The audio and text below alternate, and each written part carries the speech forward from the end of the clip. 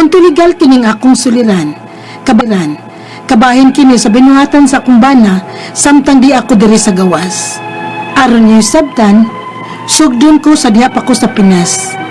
Ingon ini ang mga paghitabo.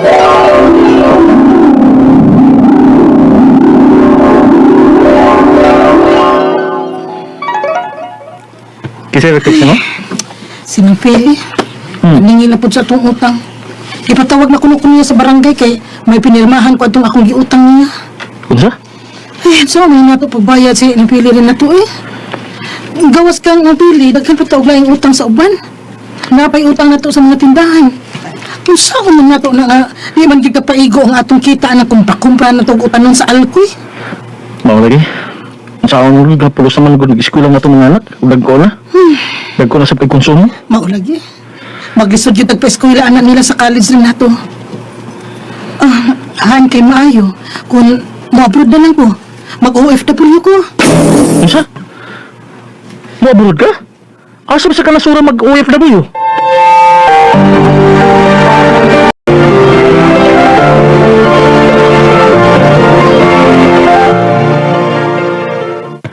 May kimisugot ng imong bana.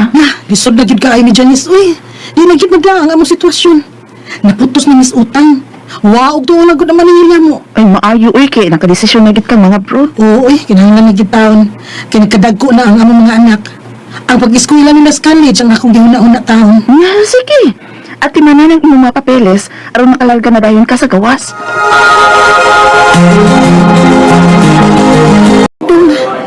Mga anak, Yeah, sige. Amping dito sa quiet, ha? mga anak. Pag binuutang ng papa ninyo, ha? Ayaw taon mo pabadlong, ha? O katiman na inyong pag-eskwela. Kaya mao kini ang rason kung nganong nanarbaho ko dito sa layo, ha? Aron dili na ka maglisod. Huwag makahuman mo sa inyong pag-eskwela. Ayaw mo pabadlong ni papa ninyo. Ma! Mga anak.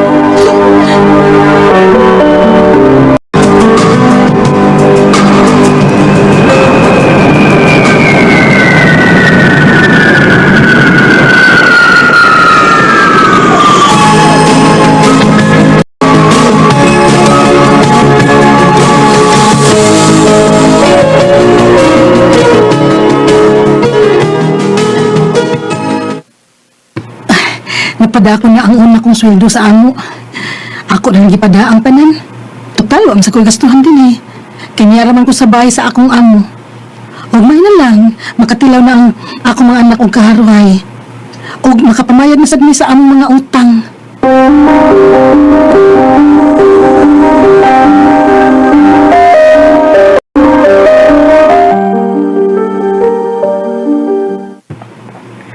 Unsa?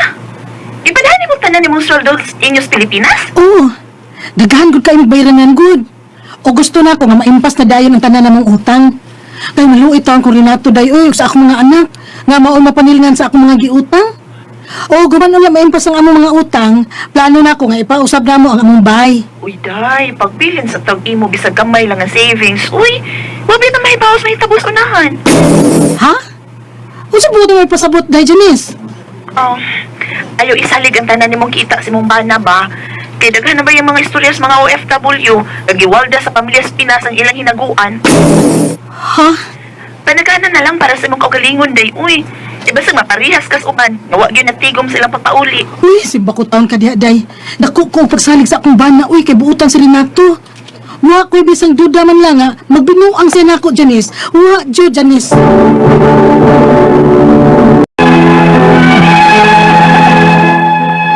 Di sa gamay, wa mo abot sa akong huna-huna nga magbinuang nako ang akong bana. Kay buutan baya siya. Mao ni salig usad ko og ipadagi nako ang tanan kong kita diri sa Kuwait. Kay daghan sad gud mi og plano sa kinabuhi. Mahuman og bayad sa among mga utang, magbay mi. Og mapahuman namo og paeskwela ang among mga anak. Apan man niya? Ma! Karin anak? Nano? Usa na ito po? Si Papa, Ma! Kinganos papa ninyo? May naitabo ba? Nausa siya? Nadisgrasya? Si Kuya! Kailan mo si Kuya ni Maruel? Nagaunsa mo diha? Nagdugo ang baba o ilong ni Kuya. Kay gisukmag ni Papa. Unsa? Kaya naman, ano gisukmag na papa ninyo ang imong aguwang? Ay, sa pagsaba ni Papa, ma. Kay basig ako na po yung pasakitan. Ginoo ko. Dili ba naingaman ko ninyo nga ayaw yung taong pabadlo ni papa ninyo? Man, good. Si Papa man ko'y nagpabadlong. Unsa? Unsa si papa mo ang nagpapadlong, ha? Ito ka na nalang dito ka, ma. Pero ayaw pinagtututin ni Papa, ha. Ipatyan niya kong Papa. Kaya naman lagi. Unsa gibuhat ni papa nimo? Namayot man siya. Unsa? Unsa na maayo? Malagipadahan ni mong kwarta, ma. Doon naman siya pagpumayot. Alas dili na gani kapalit mo pagkaon. Ginoo ko. Hain si kuya nimo. May magkikistorya ko niya. Kaya nga nang nasukmagan man na siya papa ninyo. Dragod kay, ako makahugan ng plato, ma. Unsa? Ako siyang gitubag nga si Karen may hugas sa plato. Kunya na lang kung maabot siya, kinagimo man sa kunang budget. Mo ko man, suko siya. Gisukmag diyan ko. Eh, ako man na siyang gisukmatan, siyang gibuhat ni mo. Ngayang giwadas ang imong kwarta nga, imong gipadama. Unsa? Ginoo ko. O, inipauli din ni mo, ma. Ayaw pa daw nga may bahay kang makita. Sige ka pa daw, kwarta, para kapatukot ang bahay. Ito ko sa kapapa. Apan laing bahay ang yang gisayin ni mo, ma. Aron, ingnon nga, nagpatrabaho yun siya sa tong bahay. Apan, mauragyapo na nga tong bahay, ma. Ginoo ko. Nga nang gibuhat mo ni papa ninyo. Nga naman. Unsa ni kingon ko nimo? Kalami na ba yung ihikog, uy, Janice? Uy, payo yung taon na, buhat ang Milugin, ha? Natuwa kang sayo na ang pagpaulis patay mong lawas o niyas Pinas? Lisod taon, day! Gitanaw na ako ang mga resibo sa akong pagpadasa kong bana. 20 ka buwan ako nagpada niya, day. Ugnaan na sa mga 400,000 ang akong napada. Unya, hindi ko makita ini, pauli na ako. Sakit. Dili na ako madawat, Janice. Kay luha og singot ang gipuhunan ko ning akong pagpanarbaho diri sa gawas. Apan nga naman. Nga naman.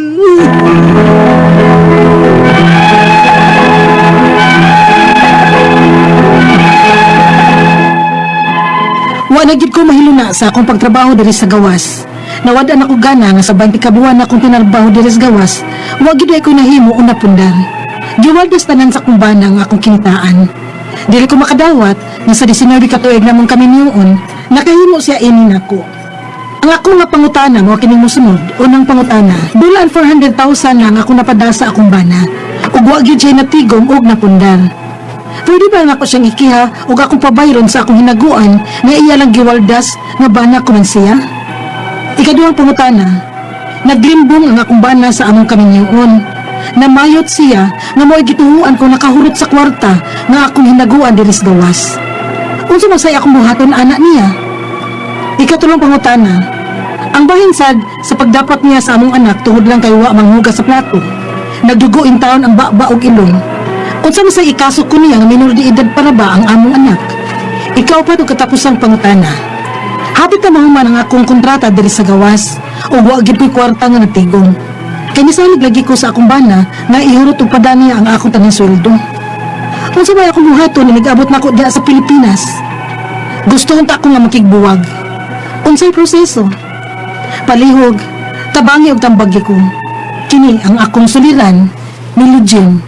Maayong adlaw mga sukinting paminao kini si Attorney Elaine Bathan ug ako ang muhatag ninyo og tambag, tubag, solusyon, kalinawan sa inyong mga pangutana ug mga problema na may punto legal ug mga punto mga problema nato sa atong mga giagian sa mga kinabuhi, mga love life nato, ato ang mga problema sa ato ang mga kapikas, kabanay, kauban, no? Ato ang mga kahigalaan o kung naato mga emotional nga mga problema din ha ay sus, ayaw mo padalaan ng mga sakit sa dugha nato ha, ayaw, laban, dasig lang yun, bangon gina ay pagsigig mugtok guys, lihok no. Og hunahuna ang nindot na gihapon ang mabuhi ta no. Ang kaning mga problema kanang mga nagpasakit na to ay sus lumalabay ra na sila. Kanang mga naghatag natog labad ay ato pud silang labdon di bitaw no. So ang importante no kipauta mo dala sa to ang mga problema ug naatay mga higala, naatay mga kasturyahan ug of course natay kapadalhan sa ato ang mga suwat ug mga suliran. So pwede din ninyo ipadala inyong suwat sa suliran_612@yahoo.com or sa ato ang Facebook account nga kini ang akong suliran official writers page. Pwede sad atong ipadala sa 3rd floor Jose R. Martinez Building, Osmeña Boulevard, Cebu City. Standby mo mga sukitig paminaw kay mobalik mi kauman ani nga pahinumdom. Ang ato ang letter sender, taguon na to no ni iyang pangalan. Atong taguon sa pangalan nga si Melogen. Si Melogen isulat ni kay kabahin ni sa iyahang punto legal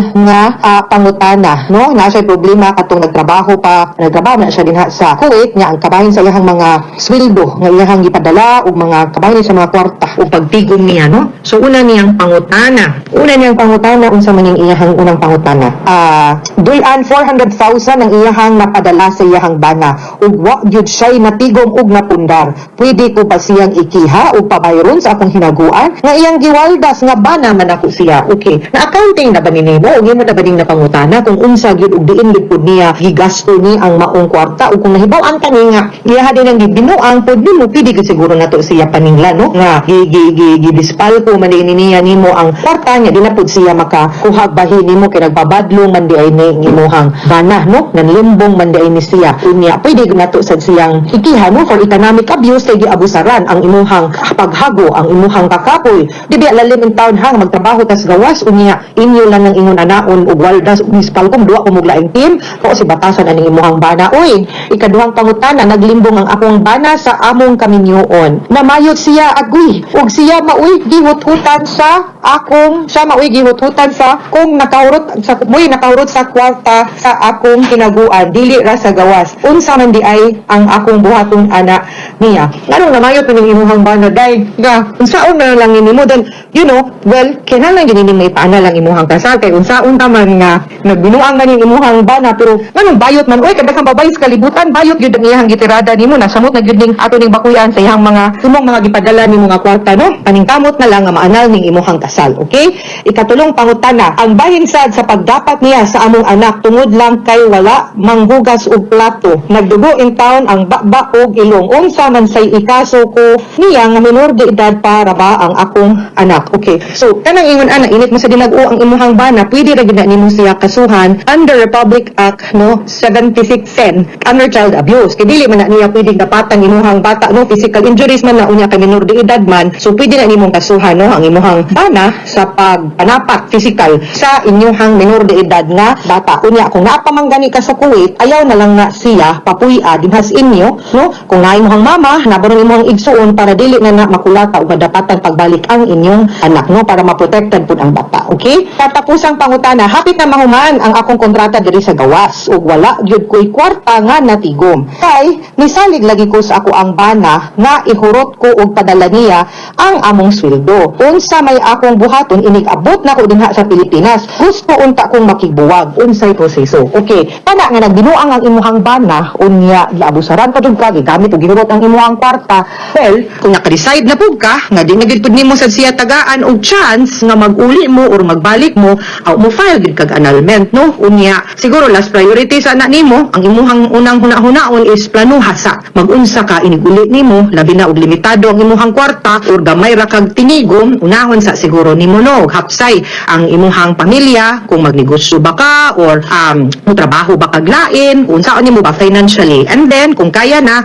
ready na sige magpaanal ka no but kinahanglan ka mo duol og abogado para mo assist ug motabang ug motambag nimo kung unsa puy buhaton and unsa pud ang proseso sa pagpaanal ug unsa pud mga dokumento ang imuhang kinahanglan nga andamon okay Melogen so inawat unta mga sukintig paminaw nga namoy nakutlo na pagtulunan karong adlaw kini si Attorney Elaine Bathan daghan kayong salamat hangtod sa sunod nga sugilanon dinhi gapon sa pang programa kini ang akong suliran gikan sa RMN Production Center Radyo Nationwide tatak RMN daghang salamat ug maayong adlaw